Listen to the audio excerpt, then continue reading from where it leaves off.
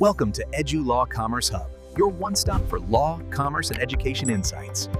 नमस्ते। आज हम बात करने वाले हैं 1913 के एक बहुत ही दिलचस्प कानूनी मामले की। लालमन शुक्ला बनाम गौरी दत्त। ये एक ऐसी कहानी है जो हमें कॉन्ट्रैक्ट लॉ के बिल्कुल बेसिक सिद्धांत समझाती है, और यकीन मानिए ये आज भी उतनी ही जरूरी है। तो चलिए सीधे सवाल पर आते हैं। सोचिए, एक नौकर ने अपने मालिक के खोए हुए भतीजे को ढूंढ निकाला। मालिक ने इनाम का ऐलान भी किया था, तो फिर उस नौकर को इनाम क्यों नहीं मिला? यही वो पहेली है जो इस पूरे केस के सेंटर में है, और आज हम इसी की परतें खोलेंगे। तो ये कहानी शुरू होती है 1900 के दशक की शुरुआत में भारत में। एक घर की मामूली सी लगने वाली परेशानी कैसे इलाहाबाद हाईकोर्ट तक पहुंच गई और एक लैंडमार्क जजमेंट बन गई, आइए देखते हैं। इस पूरी कहानी में ना 3 मेन किरदार हैं। पहले हैं गौरी दत्त, जो एक व्यापारी हैं और उस खोए हुए लड़के के चाचा भी। दूसरे हैं लालमन शुक्ला, उनके वफादार नौकर। और जाहिर है तीसरा किरदार है वो भतीजा, जो अचानक घर से गायब हो जाता है। तो सवाल ये है कि आखिर हुआ क्या था? इस कानूनी गुत्थी को सुलझाने के लिए घटनाओं का क्रम समझना बहुत बहुत जरूरी है। चलिए इसकी टाइमलाइन पर एक नजर डालते हैं। देखिए, होता क्या है कि गौरी दत्त का भतीजा अचानक लापता हो जाता है। गौरी दत्त फौरन अपने नौकर लालमन को उसे ढूंढने के लिए भेज देते हैं। अब यहां पर सबसे जरूरी बात यह है, ध्यान से सुनिएगा। लालमन के घर से जाने के बाद गौरी दत्त 501 रुपए के इनाम का ऐलान करते हैं। लालमन को इस इनाम के बारे में कुछ भी पता नहीं होता। वो पूरी मेहनत से लड़के को ढूंढकर घर ले आता है। बाद में जब उसे इनाम का पता चलता है तो गौरी दत्त पैसे देने से साफ मना कर देते हैं। और बस यहीं से शुरू हो गया असली ड्रामा। जो बात घर में सुलझ सकती थी वो पहुंच गई अदालत। लालमन शुक्ला ने इनाम के पैसे के लिए अपने ही मालिक पर केस कर दिया। कोर्ट में दोनों तरफ से अपनी अपनी दलीलें दी गईं। लालमन का कहना था, भाई इनाम की शर्त मैंने पूरी की, लड़का मेरी वजह से मिला, तो इंसाफ तो यही कहता है कि इनाम मुझे मिले। वहीं गौरी दत्त के वकील का तर्क था, रुको, जब इनाम की पेशकश की तुम्हें खबर ही नहीं थी तो कोई कॉन्ट्रैक्ट हुआ ही नहीं। तुम तो सिर्फ अपनी नौकरी कर रहे थे, अपनी ड्यूटी निभा रहे थे। अब कोर्ट के सामने एक बड़ा सवाल था, वो किसका साथ देगी? एक वफादार नौकर की मेहनत का, या फिर कानून की किताबों में लिखी सख्त परिभाषाओं का? इस फैसले पर बहुत कुछ टिका हुआ था। तो इलाहाबाद हाईकोर्ट ने दोनों पक्षों के तर्कों को और पूरी घटना की टाइमलाइन को बहुत ध्यान से परखा।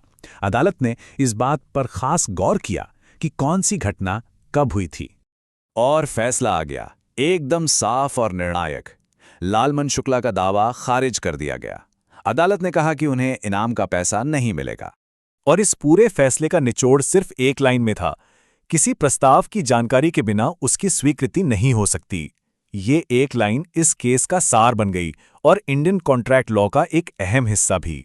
तो चलिए अब जरा ये समझते हैं कि आखिर कोर्ट इस नतीजे पर पहुंचा कैसे। इसके पीछे है कॉन्ट्रैक्ट लॉ का एक बहुत ही बेसिक सा नियम, जिसे हम नॉलेज रूल या जानकारी का नियम कह सकते हैं। देखिए, ये मामला एक खास तरह के कॉन्ट्रैक्ट से जुड़ा है, जिसे कहते हैं यूनिलैटरल कॉन्ट्रैक्ट। अब ये शब्द सुनने में थोड़ा भारी भरकम लग सकता है, पर इसका मतलब बहुत सिंपल है।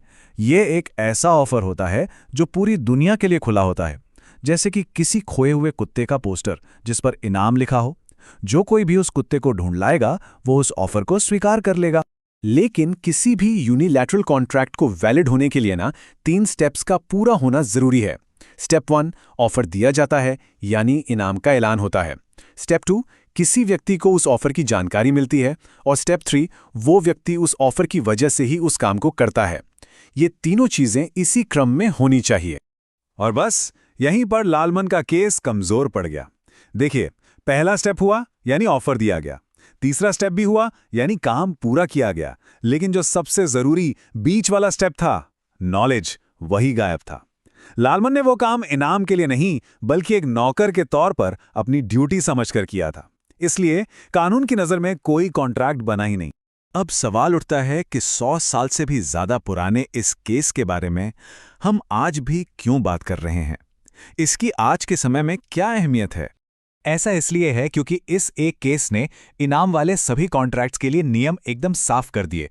ये हमें इस बात से बचाता है कि हम अनजाने में किसी कॉन्ट्रैक्ट का हिस्सा बन जाएं। ये आज भी भारत में इनाम से जुड़े कानूनों की नींव का पत्थर माना जाता है और आज भी खोई हुई चीजों या लोगों से जुड़े मामलों में इस केस का जिक्र होता है। लेकिन कहानी यहीं खत्म नहीं होती।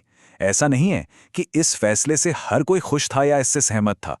कानून के कई जानकारों ने इस फैसले की आलोचना भी की है।